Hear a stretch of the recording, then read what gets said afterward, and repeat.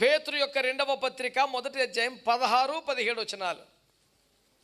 ఏలయనగా చమత్కారముగా కల్పించిన కథలను అనుసరించి మన ప్రభువైన యేసు క్రీస్తు యొక్క శక్తిని, ఆయన రాకడను మేము మీకు తెలుపలేదు గాని ఆయన మహత్యమును మేము కన్నులారా చూచిన వారమై తెలిపితిమి.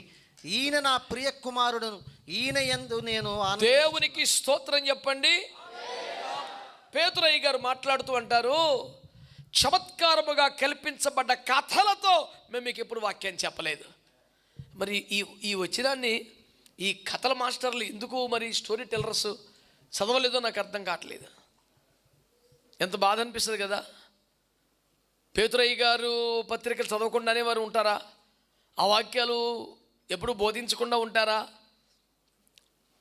అన్ఇంటెన్షనల్ ఒమిషన్ అంటారు, కావాలని ఉద్దేశపూర్వకంగా కొన్ని మిస్ చేయటం. ఈ వచనాన్ని బహుశా వాళ్ళు కనబడకుండా బ్లాక్ మార్కర్ పెన్తో మొత్తం మూసేసి ఉంటారు నా డౌటు. ఎందుకంటే అక్కడ వాక్యం ఏముందంటే, మేము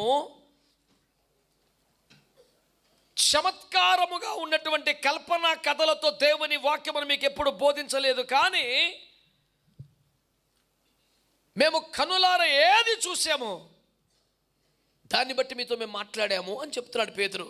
అంటే ఒక్క ముక్కలతో ఎలా చెప్పాలంటే, సంఘానికి ఉపదేశం ఎలా ఉండాలంటే, సంఘ కాపరి ఎలాంటి బోధ సంఘానికి చేయాలంటే, చమత్కారమైన కథలతో కథనములతో చెప్పకూడదట, కానీ తాను చూసిన దానిని చెప్పాలి. ఒక్క ముక్కలో కథలు చెప్పకూడదు, ప్రత్యక్షతలు చెప్పాలి. ఆమేనండి.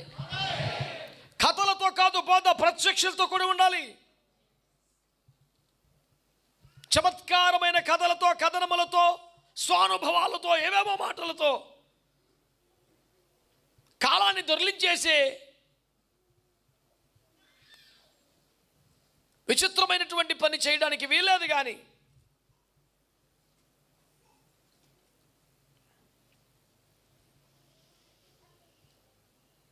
ప్రత్యక్షలతో కూడిన, అంటే దేవుడి యొక్క దర్శనములో కల్లారా వారి చూసి కన్నులు తెరవబడ్డ వారి ఏ ప్రత్యక్షతలు పొందారో వాటి ద్వారా దేవుని సేవ, దేవుని వాక్యాన్ని బోధించాలి. ఈ కడవరి కాలంలో మరి దేవుని వాక్య ప్రబోధకులకు, వాక్య ప్రకటనకి కరువేమి లేదు కదా. చాలా సమృద్ధి అయిపోయింది, ఎక్కువ అయిపోయింది. ఏమంటే కడుపు నిండిన వాడు తేనె పట్టు కూడా దొరికేస్తాడన్న పరిస్థితిలోకి వచ్చేసింది. ఎటు చూసిన వాక్యమే. ఈ సోషల్ మీడియా పుణ్యం అంటే ఇంక ఎక్కువైపోయింది. ఎంతవరకు దేవుని రాజ్యానికి ప్రయోజనం కలిగిందనే మాట పక్కన పెడితే కరువు అయితే లేకుండా అయిపోయింది కదా సమృద్ధిగా. మరి ఎన్నో సంఘాలు, ఎంతోమంది సేవకులు, ఎన్నో ఛానల్స్, ఎన్నో మాధ్యమాల ద్వారా దేవుని వాక్యం ప్రకటించబడుతున్నప్పుడు మీరు వినే వాక్యం, మీరు పాలు పొందే సంఘం, మీరు హాజరవుతున్న పరిచర్య ఎలాంటి వాక్య పరిచర్య కలిగి ఉండాలి? చమత్కారమైన కథలతో కూడిన వాక్య పరిచర్య, పరిశుద్ధాత్మ చేత నింపబడి మనోనేత్రములు వెలిగించబడి పరలోక రాజ్య సంగతులను ప్రత్యక్షతలుగా పొంది ధర్మశాస్త్రమంది ఆశ్చర్యకరమైన సంగతులు చూచినట్లుగా కన్నులు తెరవబడ్డవాడై దేవోక్తులు ఉచ్చరించే ఒక సేవకుడు మీకుంటే మిమ్మల్ని ప్రభు రాకడకు సిద్ధపరచడం సాధ్యమవుతుంది. ఏ దైవజనుడైనా, ఏ సంఘమైనా భూమి మీద బాధలు తగ్గించడానికి ప్రయాసపడే ఒక ఉపశమనానికి పనికొచ్చేవాడిగా ఉండకూడదు. తాత్కాలిక నెమ్మది కలుగజేసేవాడిగా ఉండకూడదు. దైవజనుడైన మోషే ఐగుప్తుకు పంపింది ఐగుప్తులను విడిపించడానికి, కానీ ఐగుప్తు అధికారులతో మాట్లాడి కొంచెం శ్రమలు తగ్గించడానికి కాదు. ఏ దైవజనుడికని గురి ఉండాలి. మనుషుల బాధలు తగ్గించి భూమి మీద సుఖజీవనానికి వాడబడేదానికి సేవకుని దేవుడు పెట్టలేదు. సుఖంలో ఉన్నా దుఃఖంలో ఉన్నా ఏది పర్మనెంట్ కాదురా బాబు, అసలు మన ఇల్లు కాదు, అది మనకు నిలవరమైన పట్టణం, వెళ్ళిపోదాం పదా అని ఇక్కడ నుంచి సిద్ధపరిచి తీసుకెళ్ళడానికి ఏ సేవకునైనా దేవుడు పెట్టాడు. సేవకుడు ఎవరైనా బాధ్యత అయితే అదే కదా. మరి మహిమకు సిద్ధపరిచేది ఏంటి? రాకడకు ఆయుత్తపరిచేది ఏంటి? మహిమ మేఘమెక్కి ఆత్మ బలమునికి ఇచ్చేది ఏంటి? చమత్కారమైనటువంటి కథలతో చెప్పే మాటలా? మనుషుల మాయోపాయం కానీ, తప్పు మాటల కొయ్యకిది కానీ, వంచన కానీ, తమ స్వాభిప్రాయాలను దేవోక్తులుగా ఉచ్చరించే విధానం కానీ మట్టిని మహిమకు మార్చే అవకాశం ఇవ్వలేదు. మేఘమునెక్కించే కృపను ఇవ్వలేదు.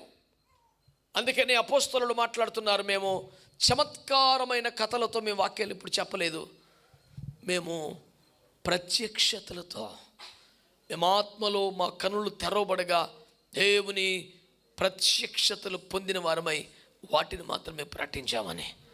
కనుక మీరున్న సంఘం కానీ, మీరు వెళుతున్న సంఘం కానీ, మీరు ఫాలో అవుతున్న ప్రసంగాలు కానీ ఈ ప్రత్యక్షతను అనుసరించినవైతే మీకు అది రాకడకు సిద్ధపరిచే ప్రయోజనం కలుగుతుంది.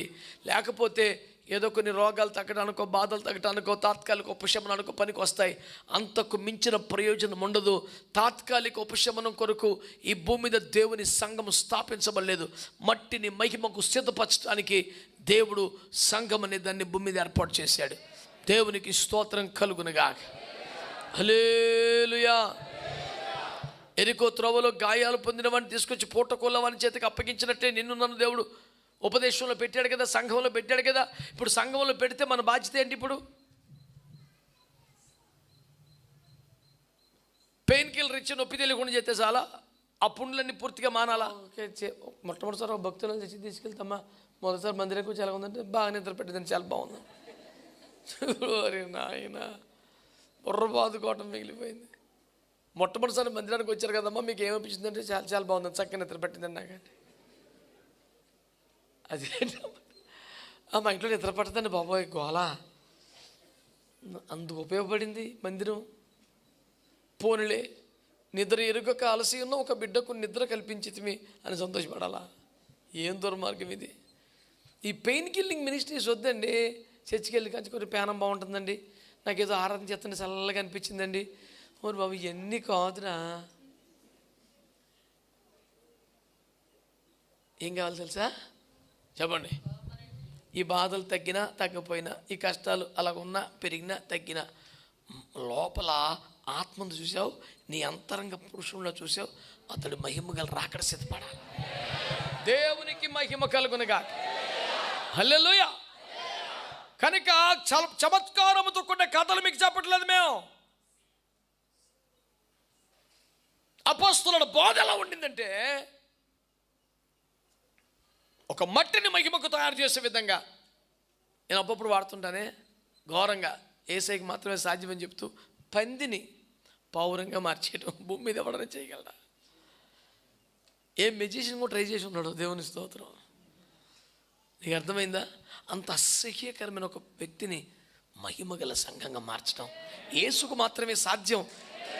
ఈ పరిచయం జరగాలి. అంతేగాని అందరు కళ్ళు మూసుకోండి, గట్టిగా లైట్లు అరిపోయారు, ఆ పేట ఇప్పుడు ఎలా ఉంది నీకంటే ఎలా కూడా చీకగా ఉంటుంది. పనికి మాలిన పనులు చేసి లేని పని మాటలు ప్రభు పరువు ఎత్తకి బయలుదేరారు. చమత్కారమైన కథలు, కల్పన కథలు ఈ వ్యవహారం కాదు బోధ. ప్రభు రాకడకు సిద్ధపరిచే బోధ, ప్రత్యక్షతలోంచి కలిగే బోధ. యోహాన్ గారు ఏమన్నారండి? మొదటి పత్రిక 1వ అధ్యాయంలో, ఆది నుంచి ఏది ఉండెనో, ఏది వింటిమో, మా కనులు దేనిని నిదానించి చూచెనో, మా చేతులు దేనిని తాకెనో, దాని గురించి మీతో మాట్లాడుతున్నాం అన్నాడు. దేవునికి స్తోత్రం కలుగునుగాక. ఏదో మరి నాకు కొంచెం అలాగ అనిపించిందండి, మదర్ తెరీసాకు వచ్చినట్టు ఆకాశవాణి నాకు వినపడిందండి. సరిపోదో. ఆది నుండి ఏది ఉండెను, ఆది నుండి ఏముండెను, ఆది ఎందు వాక్యం ఉండెను, ఆది నుండి ఏది వింటిమో, ఏం విన్నాం, ఆది ఉందిన వాక్యమును వింటిమో, దేనిని కనులు నిదానించి చూసాయో, దేన్ని మా చేతులు తాకి చూసాయో, ఆ జీవ వాక్యం గురించి మీతో మాట్లాడుతున్నాం. దేవునితో దైవజనుడుకున్న వ్యక్తిగత అనుభవమును బట్టి, అనుబంధాన్ని బట్టి కలిగిన ప్రత్యక్షతల్లో నుండి సంఘాన్ని అక్షయతకు, అమర్త్యతకు, మహిమగల రాకడకు సిద్ధపరచాలి. దేవునికి మహిమ కలుగునుగా. హల్లెలూయా. కనుక అపోస్తలుల బోధ ఎలా ఉంటుంది? ప్రత్యక్షత ఉంటుంది. అపోస్తలుల బోధ వ్యక్తిగత దేవునితో సంబంధంలోంచి ఉంటుంది.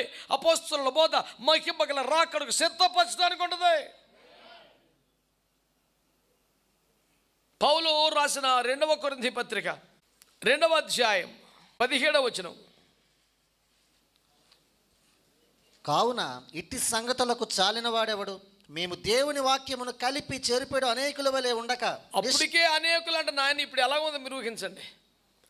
పౌలయ్య గారు కొరింథీయులకు లేఖ రాస్తున్న మొదటి శతాబ్దంలోనే అనేకులు బయలుదేరారంట. ఏం చేయటానికి?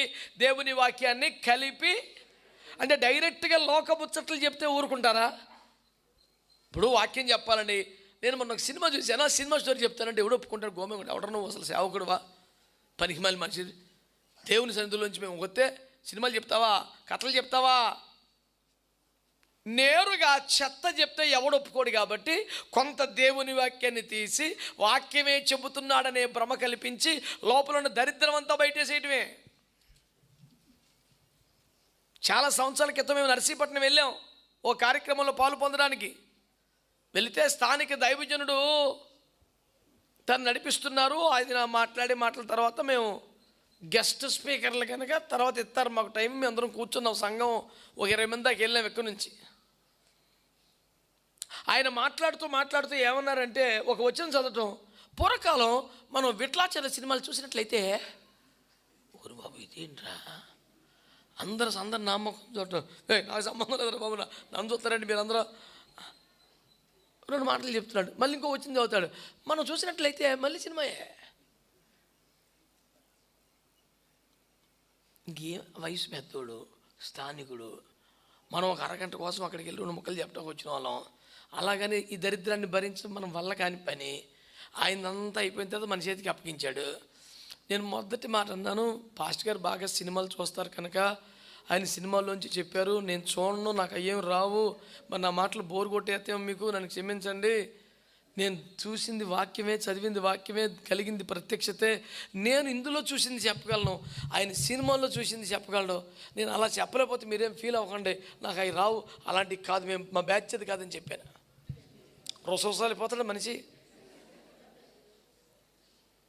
ఎంత మర్యాదగా మాట్లాడాం మనం. ఎందుకంటే అసలు మన బ్యాటింగ్ స్టైల్ ఇది కాదు. సింగిల్స్ తీయటం మనకు వచ్చా, కొట్ట మళ్ళీ వేసి రక్తం ఇచ్చే బంతి పగిలిపోవాలి, స్టేడియం బయట పడాలా. వయసును బట్టి ఏదో పరిస్థితిని బట్టి ఇంకా చెప్తే అది జ్ఞాపకార్థ కోవటం. ఎందుకు అందులో అంతకన్నా ఎక్కువ రేపెట్టకూడదని తమాయించుకున్నాడు. మామూలు శుద్ధీకరణ కోవటమో ఉపదేశకోవటం అయితే ఏసు రక్తమే చేయం. గోడదెబ్బ శంపదెబ్బ, గోడదెబ్బ శంపదెబ్బ, గోడదెబ్బ శంపదెబ్బ, మొత్తం సెట్ అయిపోయి ఏలిలాగా అయిపోవాలి మనిషి. స్తోత్రం చెప్పండి. లేకపోతే ఏంటండి నా మాటలో ఒక వాక్యం చదువుతాడు, సినిమా ఒక వాక్యం ఏం దరిద్రం. అవన్నీ మానేసి వదులుకొని ప్రభులో కొత్త అంటే మళ్ళీ వచ్చిన సినిమా పట్టుకెళ్తారు. మనం చూసినట్లుగా అయితే ఏడు చూడాలరా సైతానా. కడుపు రగిలిపోయింది నాకు ఆ రోజున. దేవుని వాక్యమును కలిపి చెరిపడి పనికి మళ్ళీ విధానం భూమి మీద ఉంది. అపోస్తుల బోధ అలాంటిది కాదు. నాన్న గడ్డి కలిపి అవసరం లేదు, కలిపి చెరపడం లేదు, ఉన్నట్టుగా చెప్పడమే. కొంచెం మసాలా వేసి, కొంచెం కొత్తిమీర వేసి, పుదీనా వేసి దానికి ఒక ఆకారం తీసుకొచ్చి అమ్ముకోవడానికి కొట్టు మీద దుకాణం వ్యవహారం కాదు ఇది. దేవుని వాక్యమును ఉన్నట్టుగా చెప్పాలి. కలిపి చెరిపడి బోధ కుదరదు. పౌలు గారు అంటాడు, మేము కలిపి చెరిపడి ఇతరుల వల్ల లేం. ఆయన ఏం చెప్పమన్నది? మత్తయి సువార్త 28 చివరిలో ఏం చెప్పాడు ఆయన? నేను ఏ సంగతులు మీకు ఆజ్ఞాపించుతున్నో వాటినే మీరు వెళ్ళి చెప్పండి. నువ్వెవడు అలా కలపడానికి మళ్ళీ కొత్తగా? ఎంత పెద్దోళ్ళకండి ఇదే మాట, ఏం పర్లేదు.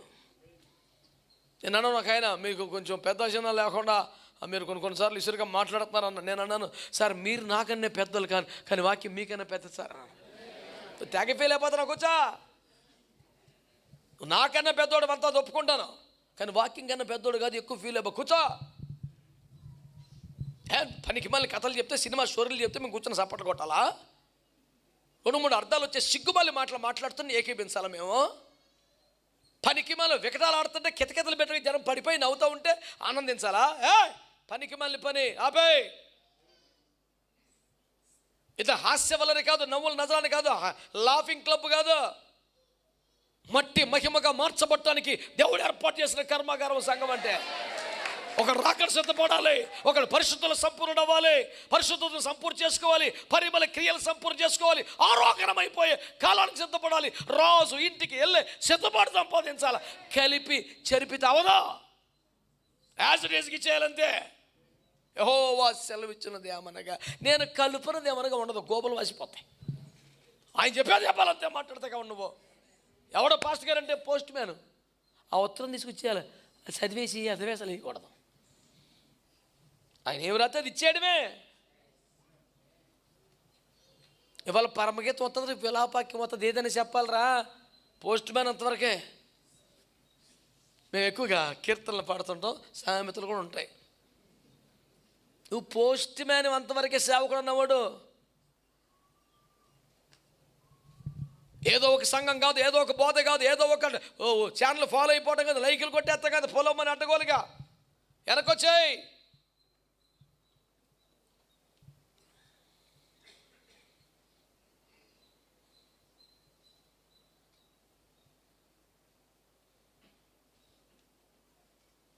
దేవుని బిడ్డలారా, కలిపి చెరిపడి బోధలు కాదో. ఎలాంటి వాక్యం కావాలటండి? ప్రత్యక్షతలతో కూడిన వాక్యం, ఏమీ కలపకుండా ఉన్నట్లుగా బోధించే వాక్యం. దేవునికి స్తోత్రం కలుగునుగాక. హల్లెలూయా. 1 కొరింథీ పత్రిక 2:4 చదవండి. మీ విశ్వాసము మనుష్యుల జ్ఞానమును ఆధారము చేసుకొనక దేవుని శక్తిని ఆధారము చేసుకుని ఉండవలనని నేను మాటలాడినను సువార్త ప్రకటించినను జ్ఞానయుక్తమైన తీయని మాటలను వినియోగించక పరిశుద్ధాత్మ దేవుని శక్తిని కనపరచు దృష్టాంతములను మాత్రమే వాడి తిని. దేవునికి స్తోత్రం చెప్పండి. మేము మాటలాడినను సువార్త ప్రకటించినను అనండి ఒకసారి. అంటే సువార్త పట్టించిన జనరల్గా కూర్చొని ఏదో మంచి చెడ్డ మాట్లాడుతున్న, పర్సనల్గా గృహాన్ని దర్శించిన, మీరు సంఘాన్ని దర్శించినప్పుడైనా, వ్యక్తిగత కౌన్సిలింగ్ చేసిన, ఎప్పుడు కూడా మాటలాడినా సువార్త పట్టించిన అంటే దర్శించి, బలపరిచి, హెచ్చరించి, అలాంటిది పెద్ద ప్రసంగ సభ అనే కాదు. అంటే పబ్లిక్ టాక్లో, ప్రైవేట్ టాక్లో, పర్సనల్ టాక్లో, స్టేజ్ టాక్లో, ఎప్పుడైనా సరే జ్ఞానయుక్తమైన తీయని మాటలు వాళ్ళేదట. జనాలను ఆకర్షించే పదాలు, ముద్దు ముద్దు మాటలు, రెచ్చగొట్టే మాటలు, పోగేసుకొచ్చే మాటలు, ఒబ్బరించే మాటలు వద్దా. ఏం చేస్తున్నారట? దేవుని శక్తిని, పరిశుద్ధాత్మను కనపరిచే దృష్టాంతాలు. అంటే ఒక సన్నివేశం తీసుకుంటే, ఫలానా దగ్గరలో జరిగిందని, నిర్గమాకాండమో ఆదికాండమో ఎక్కడో ఒక సన్నివేశం తీసుకుంటే, అందులో అయితే దేవుని శక్తి కనపడాలి, లేదా పరిశుద్ధాత్మ కనపడాలి. ఈ రెండింటిని కనపరచులాగానే మాట్లాడాలి. మీరే ప్రసంగాన్ని వింటే దేవుని పరిశుద్ధాత్మ అందులో మీకు ప్రత్యక్షం అవ్వాలి, లేకపోతే దేవుని శక్తి మీ కళ్ళ ముందు కనపడాలి. అలా అయితే బోధ వినాలి, లేదా మానేయాలంతే. మీ సమయం, మీ డబ్బు, మీ కష్టం, మీ నిత్య భవిష్యత్తుని పనంగా పెట్టి ఎక్కడి దగ్గర కూర్చోబాకండి. ఫోన్లే 2 రోజులు ఓర్చుకుంటూ వెళ్ళిపోతా ఉండే రైలు ప్రయాణమా? ఏదో 4 రోజులు వచ్చుకుని మనం సొంతూరు వెళ్ళిపోవటం వాటికి ఉద్యోగం కోసం పక్కింట్లో ఉంటున్నాం బాబుతా కాదు.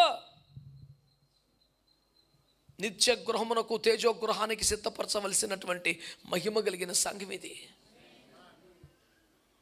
ఇదేంటి తెలిసినా? అంతఃపురం. ఇక్కడ ఏమవ్వాలి తెలుసా? పెళ్లి కుమార్తె తయారవ్వాలి. 6 మాసాలు శుద్ధీకరణతో, 6 మాసాలు అలంకరణలతో రాజు ఇంటికి వెళ్ళే గడియ వరకు పరిమళ క్రియలు పూర్తి చేసుకోవాలి. అది పరిచర్య. శుద్ధీకరణ, అలంకరణ, ఇంకో డిపార్ట్మెంట్ ఉండకూడదు. అసలు దేవుని సంఘంలోనే ఎలక్షన్స్ ఉండవురా నాయన నేను చెప్తే, కమిటీలు ఉండవురా బాబు అని చెప్తే, మొన్న కానీ ఐఎఫ్జీలో మన కమిటీలు వేయాలి సార్ అన్నాడు. ఇప్పుడు ఐఎఫ్జీ అంటేనే ఏడుతువే కదా, ఏడుతా కమిటీ ఎందుకు? ఇప్పుడు ఏ స్కేల్లో ఏడవాలని డిసైడ్ చేస్తావా? ఇందులో ఇంకో నిధులు లేవు, విధులు లేవు, ₹1 సభ్యత్వం లేదు, ఒక 13 సంవత్సరాలు ₹1 ఆర్థిక లావాదేవీ లేదు.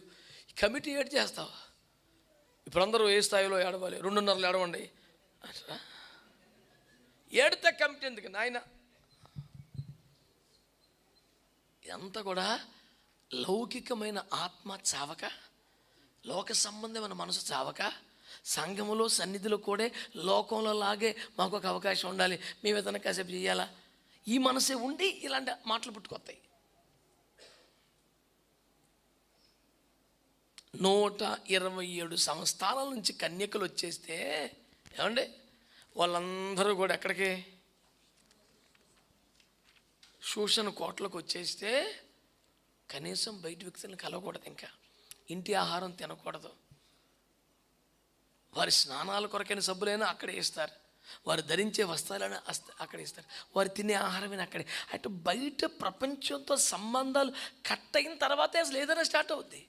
ఒక మంచి భోజనమైనా, మంచి పరిమళ తైలపు స్నానాలైనా, మంచి వస్త్రాలైనా, అసలు ఏదైనా ముందు లోకంతో సంబంధాలు కట్ అయ్యాక కదా స్టార్ట్ అయ్యేది.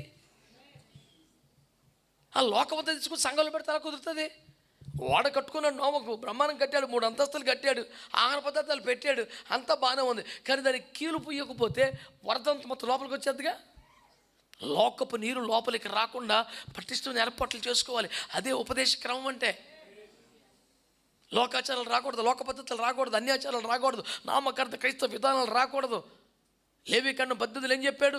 ఐగుప్తు ఆచారంలో రానివ్వకండి, కనానీల సాంప్రదాయాలు కూడా రానివ్వకండి. అదోదితో దేశ రక్తం ఇచ్చేయి. విగ్రహారాధన ఆచారాలు ఏవండి? క్రైస్తవ ఆచారాలే. ఎందుకు దరిద్రం? స్టీల్ ప్లాంట్ సమాధుల తోటలో కొడేసుకుంటాం. ఒకసారి తల తూర్పు వైపు పెట్టాలని కూడా కాలు పెట్టాలని వాడు. ప్రభు తూర్పు నుంచి వస్తాడు, కాళ్ళు ఉంటే అమర్యాద అంటాడు ఒకడు. తలకాయ పెట్టాలంటాడు ఒకడు.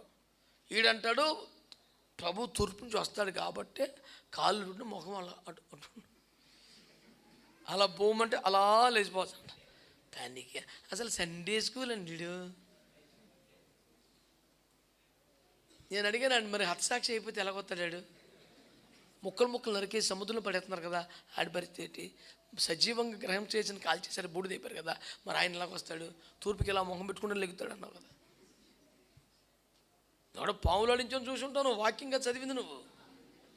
పనికి మాలి పని. దేవుని శక్తిని, పరిశుద్ధాత్మని కనుపచ దృష్టాంతాల వల్ల జ్ఞానయుక్తమైన తెయ్యలు మాటలు వాడకూడదు, కల్పన కథలు వాడకూడదు, చమత్కారం వాడకూడదు, లోక తెలివి వాడకూడదు. నువ్వు యుక్తిగా మాట్లాడుతుంటే నిన్ను సర్పసంతానం వాళ్ళగా నిన్ను సేవకుడట్టు అంటారు. ఆ యుక్తి ఇక్కడ పనిచేయదు. నమ్మకంగా ప్రభు సేవ చేయాలి. దేవునికి స్తోత్రం చెప్పండి. హల్లెలూయా. ఒకసారి కొలస్సీ పత్రిక 1:28 చదవండి. కొలస్సీ 1:28. ప్రతి మనుష్యుని క్రీస్తునందు సంపూర్ణంగా చేసి ఆయన ఎదుట నిలువబెట్టవలనని సమస్త విధములైన జ్ఞానముతో మేము ప్రతి మనుష్యునికి బుద్ధి చెప్పుచు, ప్రతి మనుష్యునికి బోధించుచు ఆయనను ప్రకటించుచున్నాము. ఏ విధము చేతనైనా క్రీస్తు ముందు నిలబెట్టాలని అనండి. అంటలేదు మీరు సరిగ్గా. మనకు ఆదాయం పెరగాలని, మనకు జనం పెరగాలని, మాది పెద్ద సంఘం అనిపించుకోవాలని, ఫోటో తీసుకుంటే రేపు పొద్దున్న బాగా రావాలని ఇద్దరిద్దరం అంతా లేదు. మామూలు నించోబెట్టుకోవడం, మేము మురిచిపోవటం, వెనకాల బ్యాచ్ చేసుకుని తిరగటం కాదు. ఏ విధము చేతనైనా క్రీస్తు ముందు నిలబెట్టాలని. ఆమేనండి. ఎక్కడ నిలబెట్టాలా? క్రీస్తు ముందు నిలబెట్టాలని చెప్పండి.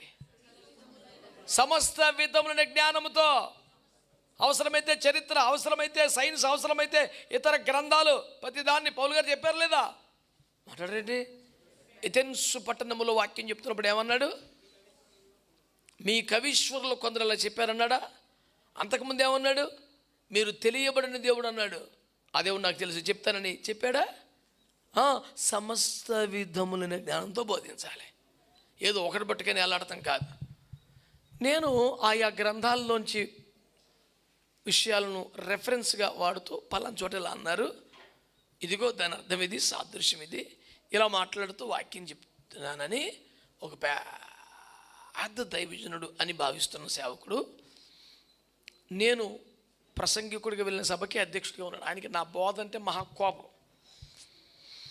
ఆయన్ని పెట్టారు నా ప్రసంగం ఉన్న సభకి అధ్యక్షుడిగా. ఆయన దొరికాడు రివల్ జఫనీ శాస్త్రి ఆయన మంచి కసి మీద ఉన్నాడు, ఇప్పుడిప్పుడు నుంచి కొడదామని. ఆయన మొదలెట్టి ఏం చెప్తున్నారు? ముఖ్య ప్రసంగికులకు వాక్యం అప్పగించే ముందు కొన్ని సంగతులు మీకు చెప్తానని తీసి, దేవుని వాక్యం గొప్పది, దేవుని వాక్యం పరిపూర్ణమైంది, దేవుని వాక్యం అద్భుతమైంది అని మాట్లాడుతూ, చాలామందికి ఈ వాక్యం బోధించడం చేతగాక, ఈ వాక్యం చదివే అడవక, ఆ పుస్తకం నుంచి ఆ పుస్తకం ఏరుకొచ్చి దరిద్రం అంతా చెప్తుంటారు. బైబిల్కి మించింది లేదు.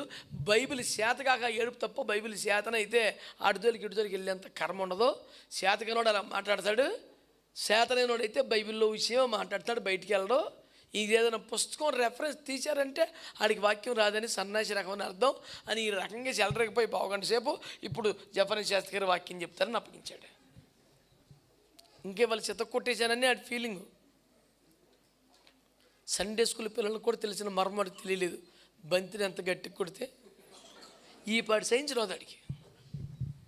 ఇన్ని పుస్తకాలు తీసాడు. మళ్ళీ నేను అప్పుడు నేను అపోస్తల గారు ఏథెన్స్ పట్టణానికి వెళ్ళి పౌలు గారు ఆ పుస్తకం నుంచి మాట్లాడాడు, ఈ పుస్తకంలో మాట్లాడాడు.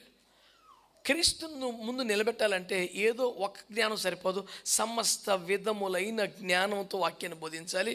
వీడికి బైబిల్ తిన్నగా ఏడవదాక మిగతా పుస్తకాలు ఆడెప్పుడు చదివాడు, ఆడెక్కడ చెప్తాడు, ఆడి మోకానికి అంత సీన్ లేదు అని మొత్తం అన్ని రెఫరెన్స్లు పెట్టేసి ఆ చివరి నుంచి చివరి దాకా వేసి రక్తం ఇచ్చే ప్రార్థన చేసుకుందామంటే లేడు అధ్యక్షుడు. అంతటా దేవుడు అతను కొనుపోయాడు కనుక అతడు లేకపోయాను. ఎంత వెతికినానో అతడు మరలా కనపడలేదు. తెలియకపోతే నోరు మూసుకుని ఏడవాల. నీకు ₹10 సబ్జెక్ట్ లేదనుకో, నువ్వు నోరు మూసుకుంటే నువ్వు మహామేధావిలాగా ప్రజలు భావించి నీకు లేనిపోని మర్యాద ఇచ్చేస్తారు. మాట్లాడి పరువు పోగొట్టుకోవడం ఎందుకు? నోరు మూసి కూర్చుంటే అయ్యి బాబు వీడు మహామూదులో ఉన్నాడు బాబోయ్ అని నీ మౌనం వల్ల నీ పరువు పెరిగిపోతుంది. వాగిపోతున్నావు. నోరు మూసుకొని కూర్చుంటే పరువన్న అవుతుంది. దేవుడికి స్తోత్రం, అందరికి వందనాలు చెప్పరే. హల్లెలూయా. కనుక దేవుని బిడ్డలారా, సమస్త విధములనే జ్ఞానముతో వాక్యాన్ని బోధిస్తూ ఏం బోధించాట వినండి, ప్రతి మనుషుని గద్దించుచు, ప్రతి మనుషునికి బుద్ధి చెప్పుచు. అపోస్తలుల బోధ ఎలా ఉంటుంది చెప్పండి? వాక్యం పులోమని చెప్పేసి వెళ్ళిపోవటం కాదు. వ్యక్తిగతంగా తేడా వచ్చిందని, రా బాబు తప్పు నువ్వు చేస్తున్నావు, రా తప్పది బాయ్ బుద్ధి తెచ్చుకో, మారు మనసు పొందా, పనికి మాల పనులు మానాయి.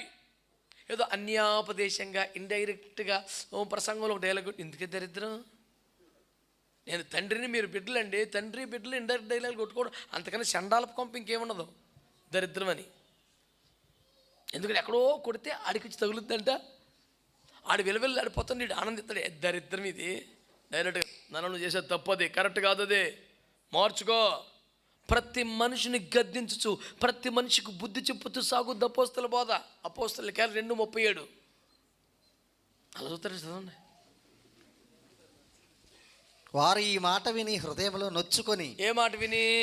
ప్రతి మనిషిని గద్దిస్తే, ప్రతి మనిషిని బుద్ధి చెప్తే హృదయం అవుతారట. అదే అపోస్తల బోధ యొక్క ఫలితం. అంటారు కదంటారా? వాక్యం ఉన్నదన్నట్టుగా మాట్లాడితే గాయము చేయు దెబ్బలు అంతరంగములో చొచ్చి చెడుతలను బయటలోకి వస్తాయంట. హల్లెలూయా. ఫుల్గా ఫస్ఫామ్ అయిపోయింది. దాని మీద పౌడర్ వేసి బామేయకూడదు, పౌడర్ చేసి లాగేయాలి మొత్తం. లోపల కులిపోతులా, చాలా ప్రమాదం. చెయ్యి పెడితే నన్ను ఏడుస్తాడు, నొప్పి ఉంటుంది, బాధపడతాడు. ఒకసారి మా బిడ్డ ఏం చేసింది, నన్ను చూడు బిడ్డ కాలు కొంచెం డౌట్గా ఉందండి, సైలెంట్గా ఎప్పుడు సర్జికల్ ప్లేట్ కొనుక్కొని పరపర కోసి పారేసింది. అంతే, పొరలు కోసి పడేసింది. సింపుల్గా రోజు డ్రెస్సింగ్ చేసుకోమని చెప్పి డ్యూటీకి వెళ్ళిపోయింది.